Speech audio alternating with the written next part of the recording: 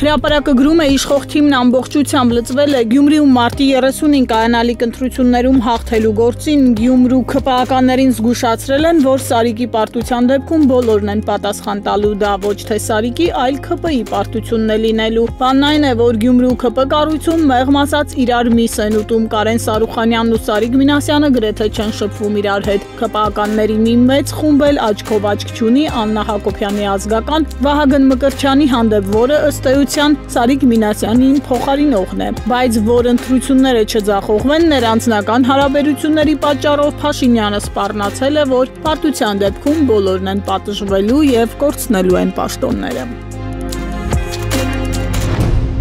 Ժողովուրդը գրում է Փաշինյանի իշխանությունը գիշեր-ցերեկ ջանքեր է գործադրում Գյումրու Փարաքարի արտահերթ ընտրություններում հաղթանակի համար, այս հարցում բոլոր մանրուքներով զբաղվում է Փաշինյանը ու երկու մարզի մարզպետների հետ անդադար կապի մեջ է, որոնք իրեն զեկուցում են, թե ինչ իրավիճակ է բնակիչների շրջանում, դա է պատճառը, որորու մեջ ՔՊ վարչության արտահերթ նիստ են գումարում, Փաշինյանը բոլոր հարցերին ինքն է անդրադառնում, այս պահին ՔՊԱ-ական վարչության անդամներն ու մարզի վերնախավը Փաշինյանին համոզել են, որ ամեն բան կարգին է, ընդդիմությունը շանս չունի։